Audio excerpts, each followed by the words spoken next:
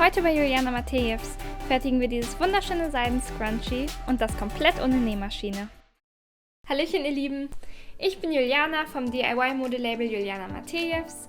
Egal ob mit oder ohne Näherfahrung, mit uns könnt ihr euch selbst exklusive und trendorientierte Mode schaffen. Heute habe ich ein richtig cooles Projekt aus unserer Ready-to-Craft-Kategorie dabei.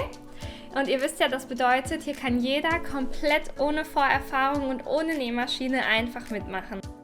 Das Seiden-Scrunchie ist zwar ein recht einfaches, aber ein sehr exklusives Accessoire und das werden wir jetzt direkt gemeinsam nähen. Wie immer zeige ich euch alles Schritt für Schritt und ihr macht am besten direkt mit. Pausiert einfach, wo es für euch passt und macht mir jeden Schritt genauso nach, wie ich ihn vormache. Dann könnt ihr nichts vergessen und es kann nichts schief gehen. Wenn ihr die Juliana Matejevs Silky Scrunchie Box schon habt, dann kann es direkt losgehen, denn alles, was ihr für das Projekt benötigt, habt ihr bereits da. Wenn nicht, dann zeige ich euch jetzt, was ihr alles braucht. Den Schnitt für das Scrunchie, den könnt ihr euch ganz einfach auf unserer Website www.julianamatejevs.com herunterladen und dann kann es auch bald losgehen. Ihr braucht ein schönes Stück Seide, ein farblich passendes Nähgarn, Gummiband, Stecknadeln, eine Nähnadel und eine Sicherheitsnadel, um euer Scrunchie umzusetzen. Oder ihr macht es euch ganz einfach und bestellt euch jetzt die Silky Scrunchie Box auf unserer Website in eurer Lieblingsfarbe und dann bekommt ihr alles, was ihr braucht, in perfekter Menge und in super guter Qualität einfach zu euch nach Hause geschickt. Oh, und bevor ich es nachher vergesse, liked und kommentiert unbedingt dieses Video und abonniert auch unseren Kanal, dann könnt ihr keinen Teil unserer zukünftigen Kollektion mehr verpassen. Okay, dann lasst uns mal gemeinsam die Box öffnen und das Material für ein Scrunchie herausholen. Hier haben wir einen kleinen Info-Umschlag mit zum Beispiel Informationen zur Pflege, unser Stück Seidenstoff genau im richtigen Maß, Garn in der passenden Farbe und eine Sicherheitsnadel, Gummi in der richtigen Länge und Dicke, Stecknadeln, eine feine Nähnadel und ein schönes, edles, goldenes Etikett mit unserem Logo. Was ihr zusätzlich noch braucht, ist eine Schere. Das kann eine Bastelschere sein, Papierschere oder Stoffschere. Egal was für eine, die brauchen wir nur, um ein paar Fäden gleich abzuschneiden beim Nähen. Ich benutze hier auf der linken Seite immer so eine kleine Stickschere. Dann brauchen wir noch etwas zum Markieren. Das kann hier so ein Buntstift sein, ein Bleistift oder ich benutze hier immer gerne diesen Kugelschreiber von Pilot Friction. Vielleicht kennt ihr den. Die kann man quasi wegradieren. Aber das Geniale ist, habe ich bei Vivienne Westwood gelernt, dass die halt auch bei Hitze, also beim Bügeln, verschwinden. Deswegen benutze ich den immer gerne. Und zu guter Letzt irgendetwas, mit dem ihr einen Zentimeter abmessen könnt. Also es kann ein ganz normales Lineal sein oder ein Maßband oder ich habe hier so ein Handmaß. Das kennt man so, wenn man im Nähbereich unterwegs ist, ist aber absolut kein Muss, aber das benutze ich heute. Und dann kann es auch schon losgehen. Ich nehme hier den Stoff mit der matten Seite nach oben, nicht die schimmernde. Lege den so vor mich, dass die lange Seite quasi parallel zu mir liegt und markiere jetzt 1 cm an der oberen Kante ganz entlang. Ich fange hier einfach rechts an, mache mir so eine kleine gestrichelte Linie bis zum Rand und arbeite mich dann ganz nach links bis zur Kante vor. Das ist ein gutes Stückchen, deswegen beschleunige ich mal eben. So, genau, dann bin ich fast am Ende. Markiere mir hier noch die letzten kleinen Striche.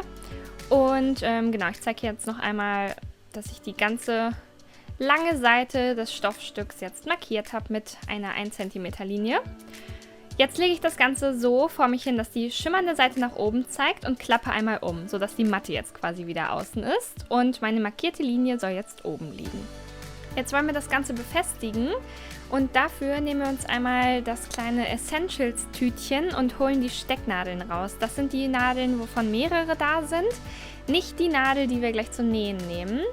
Und wollen jetzt das ganze Stoffstück, so wie wir es umgeklappt haben, mit den Nadeln befestigen.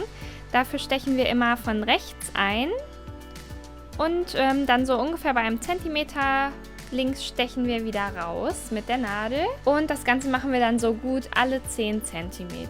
Den Linkshändern unter euch empfehle ich, dass ihr das Ganze spiegelverkehrt macht mit den Nadeln. Also, dass der Kopf der Stecknadel immer nach links zeigt und ihr quasi von links nach rechts einstecht und nicht von rechts nach links, wie ich es jetzt zeige. Das macht es für euch dann viel einfacher. So, noch die letzte. Ja, und so sieht das Ganze dann aus. Man sieht, ich habe durch beide Lagen gestochen und habe die Nadeln gleichmäßig auf unserem Stoffstück verteilt. So, und jetzt ist der nächste Schritt, dass wir einmal diese ganze Strecke von rechts nach links mit der Hand zunähen. Dafür nehmen wir uns jetzt auch noch einmal unsere Essentials zur Hand und schneiden von dem Garn so ungefähr 70 cm ab. Kann aber auch etwas weniger sein. Langes Fädchen, faules Mädchen, habe ich in der Ausbildung immer gelernt. Also wenn ihr nicht so faul sein wollt, dann nehmt lieber ein kürzeres Stückchen. Und dann fädeln wir den Faden in die Nadel ein. Dafür stecken wir das Fadenende einfach durch das Öhr der Nadel und ziehen dann so ein kleines Stückchen den abstehenden Faden durch, sodass ungefähr 20 cm überstehen, also dass der Faden quasi 20 cm lang doppelt ist. Und das Fadenende von dem langen Stück von dem Faden, das möchten wir jetzt verknoten. Dafür habe ich so einen Trick. Ich wickel den Faden immer von vorne nach hinten einmal so um meinen Finger drumherum, halte das Fadenende dann mit dem Daumen fest und rolle dann quasi einmal die beiden Fäden zur Fingerspitze hin, versuche aber den Faden dann nicht entwischen zu lassen, sondern habe immer noch das Ende vom Faden so in der Hand. Und genau, dann entsteht einfach automatisch so ein Knoten. Finde ich ganz praktisch, aber ihr könnt auch einfach irgendwie, wie ihr mögt, einen Knoten in das Fadenende bringen. Das ist gar kein Problem. Und als nächstes schneiden wir dann das Fadenende einfach ungefähr so 5 mm von dem Knoten entfernt ab mit der Schere. Und dann ist alles fertig vorbereitet. So sollte das Ganze dann jetzt auch bei euch aussehen, damit wir gemeinsam mit dem Nähen starten können. Ich zeige euch jetzt, wie wir den Stich bilden, mit dem wir nähen. Und zwar stechen wir einmal so 5 mm vom Rand entfernt auf unserer markierten Linie von unten nach oben ein. Dann bleibt das Ganze quasi stecken, weil wir ja einen Knoten ins Fadenende gemacht haben. Wir stechen an der gleichen Stelle noch einmal durch, so ungefähr 1 mm breit und gehen dann mit dem Ende von der Nadel durch die Schlaufe, die dann entsteht. So ist der Anfang vom Faden und von der Naht quasi gesichert und dann kann es weitergehen mit der richtigen Naht. Dafür stechen wir jetzt quasi 5 mm rechts ein, neben unserer zuvor angefangenen Naht und kommen 5 mm links davon wieder heraus.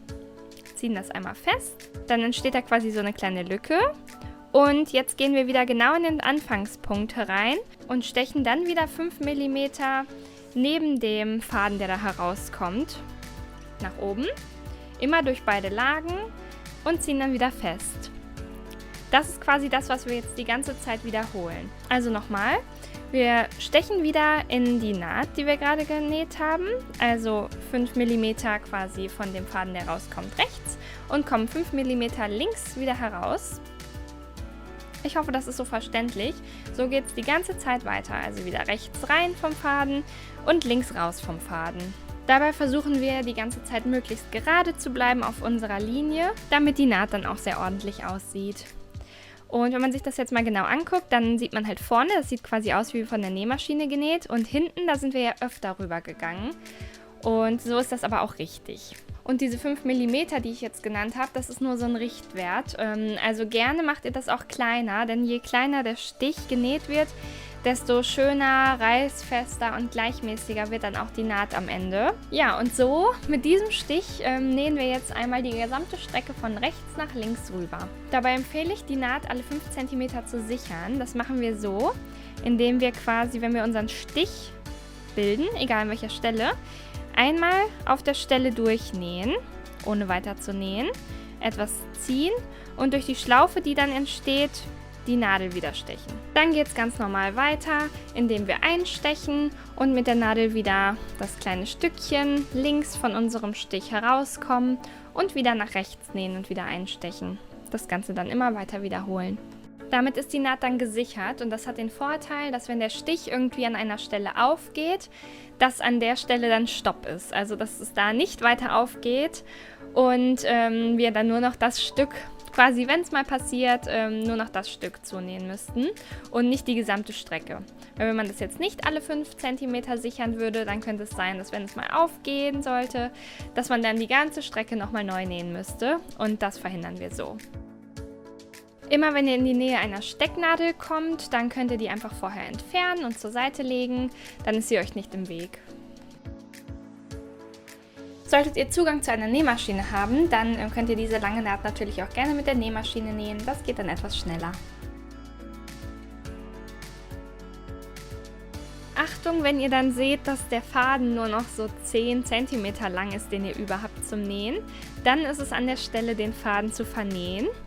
Das machen wir genauso, wie wir die Naht auch am Anfang begonnen haben oder wie wir die Naht auch zwischendurch gesichert haben. Und zwar nähen wir einmal auf der Stelle, nur mit einem Millimeter, den wir einmal durch den Stoff stechen und ziehen dann die Nadel wieder durch die Schlaufe, die entsteht. Das könnt ihr so 1-2 Mal wiederholen, damit es auch wirklich fest ist. Und danach schneiden wir das Fadenende einfach mit unserer Schere ab. Danach können wir uns ein nächstes Fadenstück von unseren Essentials abschneiden, wieder in der ähnlichen Länge, so 70-80 cm, und fädeln das Fadenende wieder durch das Öhr der Nadel. Ziehen dann wieder so lang, dass es ungefähr 20 cm runterhängt, und an das Ende von dem langen Faden, der weiterhängt, machen wir wieder unseren Knoten. Mit meinem Trick oder anders, ziehen das fest, schneiden das Fadenende wieder ab nach dem Knoten und weiter geht's. Wir können jetzt einfach wieder von unten anfangen, einmal durch den Stoff durchzustechen. Dann ist er wieder Stopp, wenn der Knoten quasi an den Stoff stößt.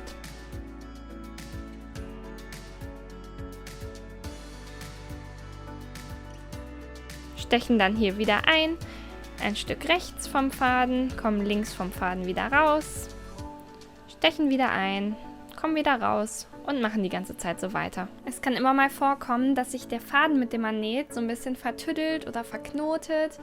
Das ist ganz normal, wenn auch sehr ärgerlich, weil es immer ein bisschen blöd ist, diesen Knoten oder dieses Vertüdelte wieder rauszubekommen. Ich versuche dann immer ganz vorsichtig den Knoten oder diese Vertüdelung zu lösen, indem ich so ein bisschen an dem Faden schüttel oder so ein bisschen gucke oder vorsichtig ziehe.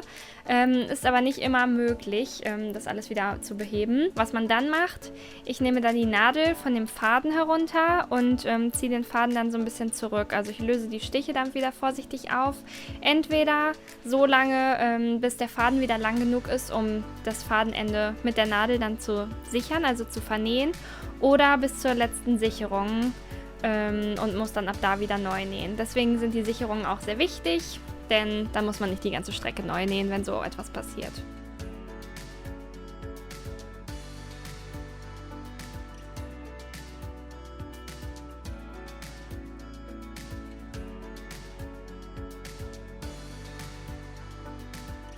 So, dann komme ich hier auch beim Ende meiner Naht an, mache noch die letzten paar Stiche zu Ende und wie beim Sichern oder beim Anfangen der Naht vernähe ich dann den Faden auch wieder. Das heißt, ich nähe hier noch einmal eben zu Ende. Wenn ich dann wieder rauskomme, dann nähe ich wieder auf der Stelle einmal durch und steche dann wieder die Nadel durch die Schlaufe, die entsteht, um mit dem Knoten die Naht zu sichern. Mache das Ganze auch ruhig 1-2 Mal und schneide dann wieder kurz hinter dem Knoten ab.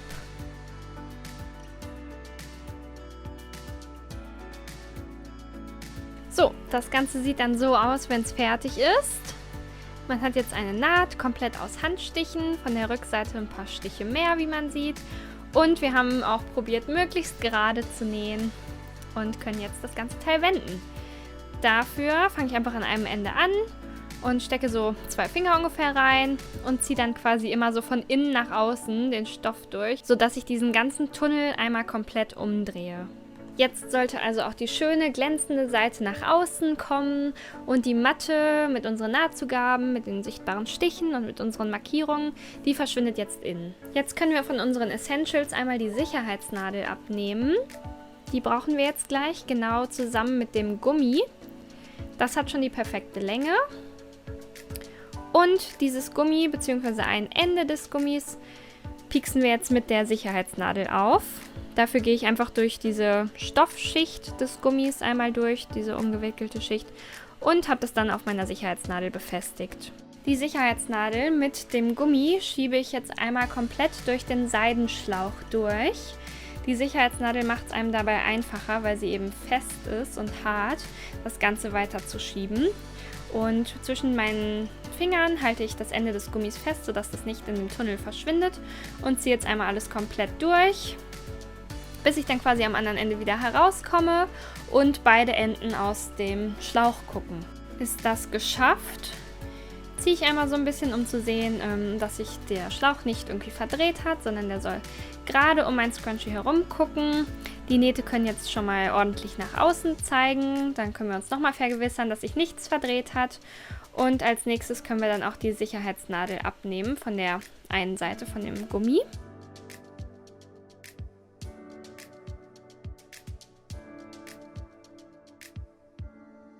Die lege ich mir dann einmal zur Seite, habe die beiden anderen Enden noch in der Hand und mache jetzt einen Knoten.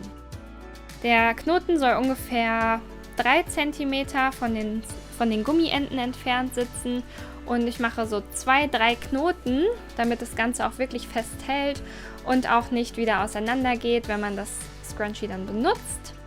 Und einfach einmal richtig schön festziehen, damit es gut hält.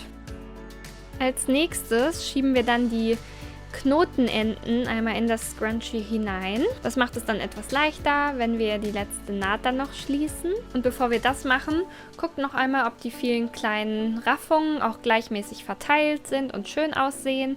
Ich zupfe dann einfach hier noch ein bisschen rum und wenn mir das gefällt, dann können wir weitermachen. Dann können wir jetzt wieder zu den Stecknadeln, also den Nadeln mit dem Zu- und Kopf greifen und befestigen jetzt die Enden aufeinander.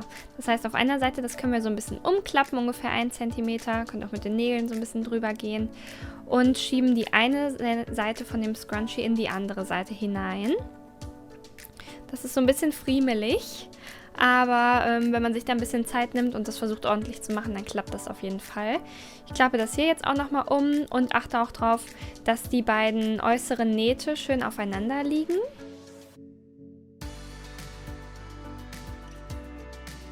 Wenn mir das dann gefällt und ich zufrieden bin, wie das aussieht, dann kann ich die Stecknadel nehmen und die Stofflagen aufeinander vorsichtig befestigen.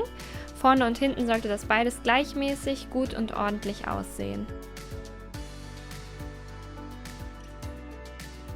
Ja, so finde ich es jetzt gut. Ich würde es dann jetzt einfach im nächsten Schritt so ein bisschen festhalten mit meinem Daumen, die Stecknadel nehmen und die Lagen aufeinander feststecken.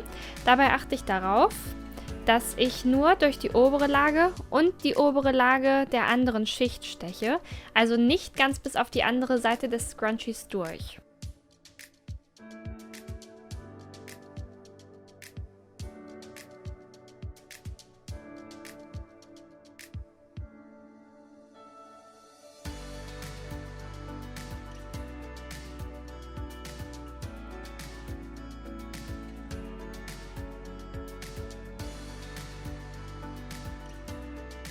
Ich stecke mir dann hier auch noch eine Nadel, auch wieder nur durch die beiden Lagen, nicht bis auf die andere Seite und kann dann das Ganze umdrehen und die anderen beiden Seiten auch befestigen. Dabei gehe ich vor wie auf der ersten Seite, ich stecke mir hier die Nadel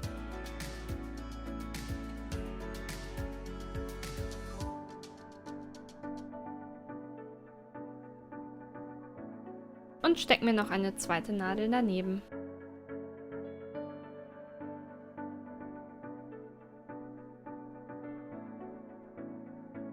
So, wenn wir jetzt also alles wieder festgesteckt haben, dann ist es Zeit, auch wieder unsere Nähnadel zur Hand zu nehmen und wieder ein Stück Garn einzufädeln. Vielleicht habt ihr auch noch was über von vorhin. Wichtig ist wieder der Knoten am Fadenende, damit, wenn wir jetzt hier durchstechen, der Faden nicht ganz mit durchrutscht, sondern quasi stecken bleibt.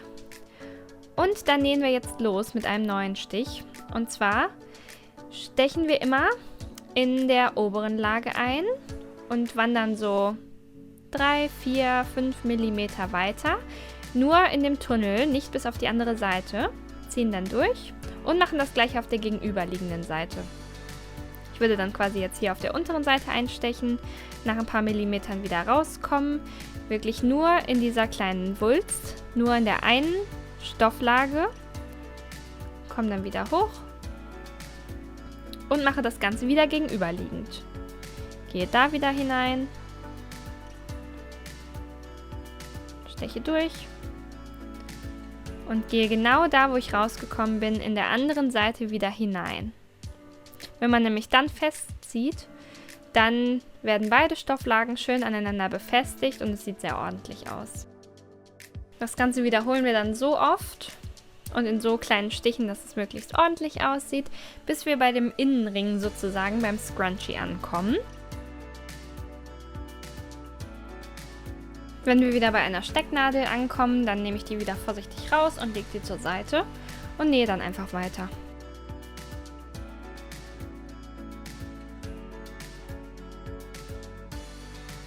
Übrigens schaut auch unbedingt mal auf unserer Website vorbei und sucht euch schon gleich im Anschluss euer nächstes Projekt aus.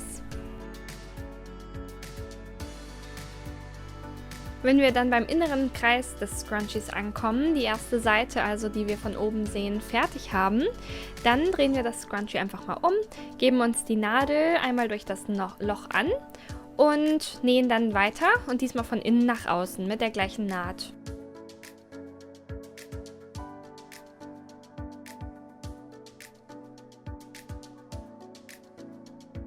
Dafür stechen wir jetzt einfach in den von uns aus zu sehenden rechten Bereich des Scrunchies ein, also den sozusagen unteren, gehen ein kleines Stück vorwärts, stechen wieder parallel in der hier linken Seite des Scrunchies ein, gehen da quasi durch den Stofftunnel durch, kommen wieder raus nach 3, 4, 5 mm und wiederholen den ganzen Vorgang, so oft bis wir am Ende der Seite außen vom Scrunchie ankommen.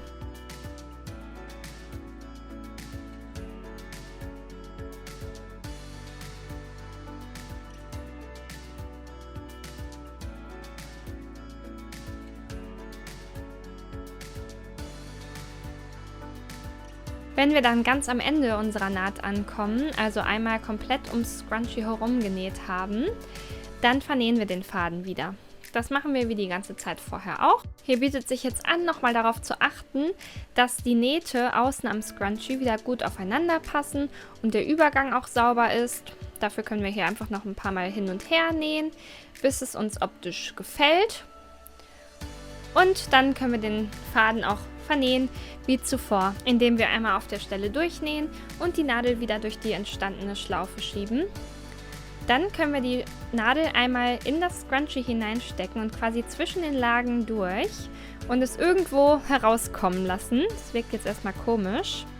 Das machen wir aber, um den Faden oder das Fadenende zu verstecken. Also ich bin jetzt irgendwo rausgestochen, das kann in der Naht sein, kann auch irgendwo anders sein, empfiehlt sich aber in der Naht. Dann schneide ich den Faden ab, kruschel so ein bisschen hin und her und dann verschwindet der Faden oder das Fadenende im Inneren.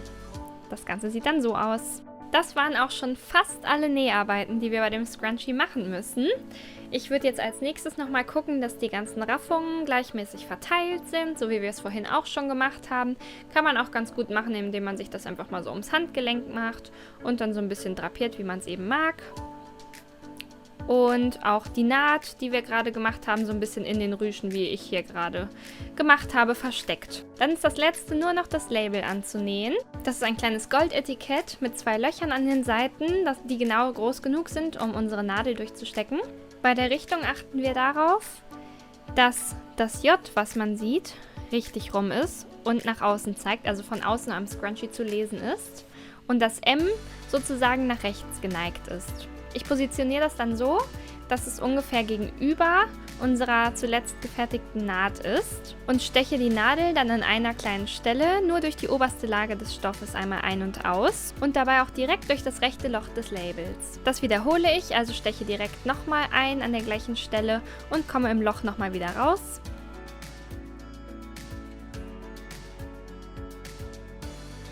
Und wenn ich das also so 2-3 Mal gemacht habe, dann steche ich ein in das Innere des Scrunchies, wieder nicht bis auf die andere Seite, wandere dann ein kleines Stückchen nach links und komme auf der Höhe wieder heraus, wo ich das linke Loch des Labels vermute. Dann geht es wieder durch das Loch und durch den Stoff und wiederhole den Vorgang auch hier 2 bis 3 Mal.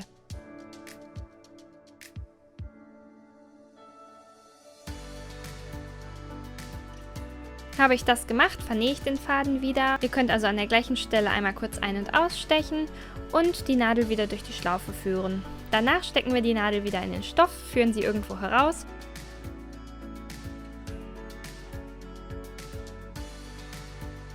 und schneiden den Faden ab. Dann reiben wir das Scrunchie wieder etwas aufeinander, um den Faden im Inneren verschwinden zu lassen. So sieht das Ganze dann aus. Das sollte parallel zur Kante angenäht sein, dann sieht es möglichst ordentlich aus. Und voilà, das ist unser Scrunchie.